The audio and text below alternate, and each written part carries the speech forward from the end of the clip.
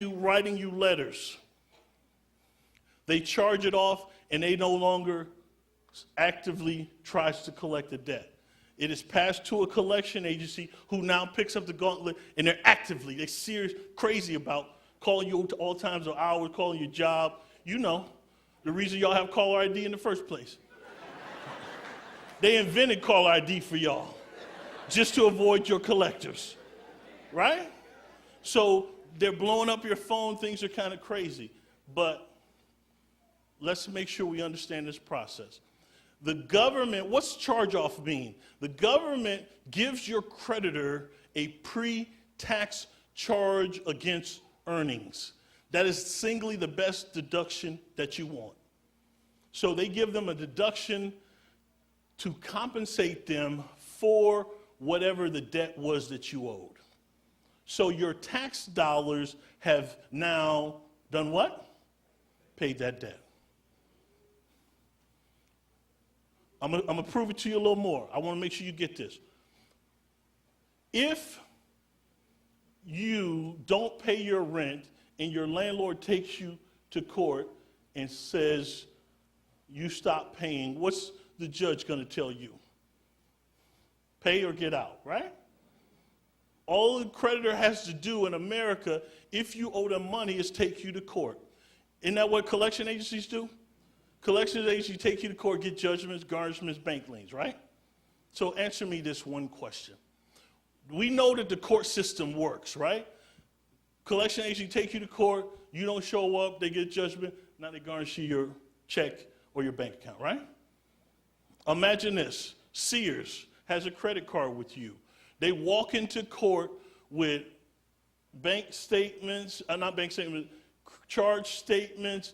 They have a transactional history report of from the time you opened the account. They have phone transcripts from every phone conversation where they ask you to pay and you made up excuses and stopped calling. They have a call record history of the times you hung up on them or didn't answer the phone. They have all this documentation. They tell the judge, you owe us $20,000. What is the judge going to say to them? What's he going to say to you? Pay them people their money, or take this garnishment and let them take your money. So we know that the courts will support Sears. All Sears has to do is take you to court. They will definitely get a judgment, which they can then garnish your paycheck or your bank account. So why don't they do it?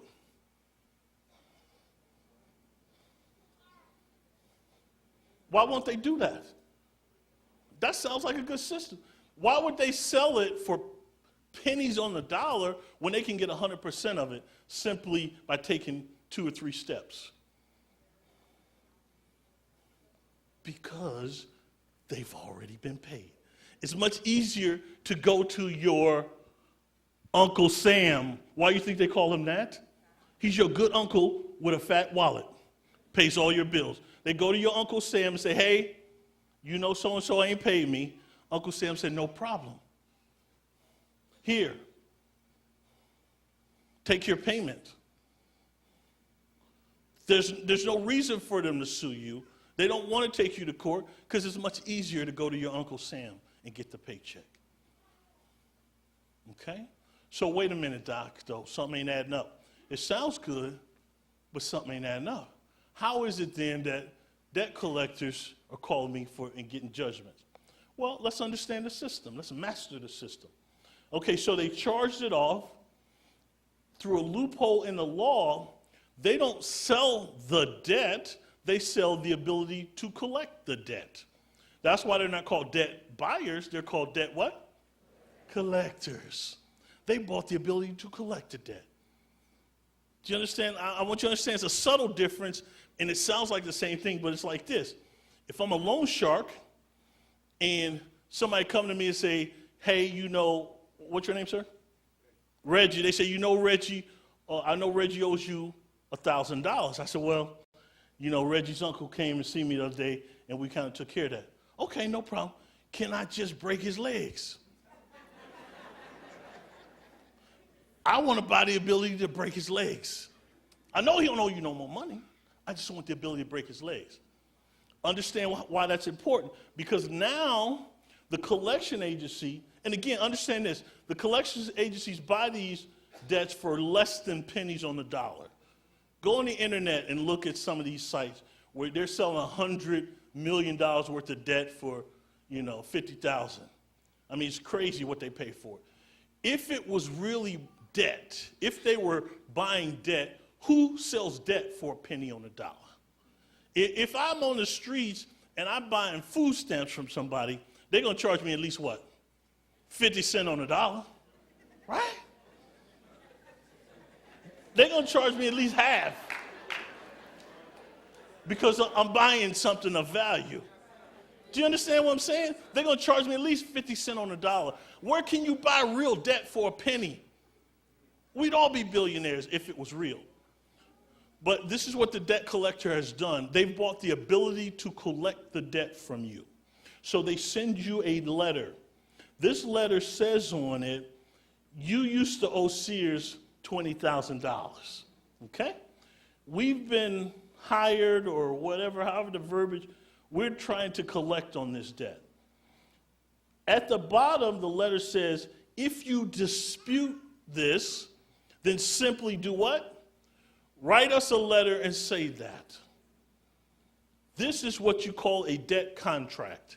Let me tell you how the debt contract works. I used to use it to terrorize people. If I send Reggie a letter right now and say, Reggie, you owe me $1,000.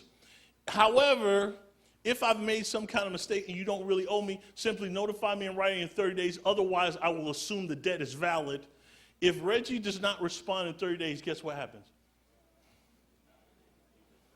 He just validated the debt. He now owes me $1,000. Legally, he owes me $1,000. I could do that to every one of y'all in here. I might as well. Everybody else is doing it. Everybody's sending you the same letter. You owe $10,000. However, if this is incorrect, simply say not. Otherwise, I'm going to assume it's true. As long as by law, as long as I put that on the bottom, I'm good. It's called a technical debt. There's two kinds of debt. Legal debt and technical debt. Legal debt means I have the legal standard for proof of indebtedness. And there's a legal standard. And we're going to talk about that later. We're going to do just a debt workshop.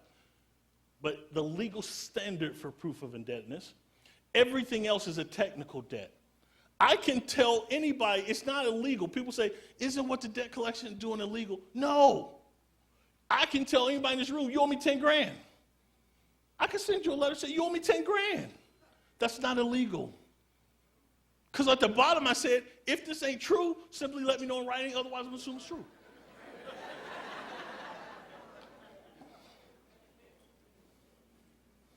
So now you have not responded. The reason you didn't respond, because you don't know the difference between technical and legal debt, and you remember that you used to owe Sears 10 grand.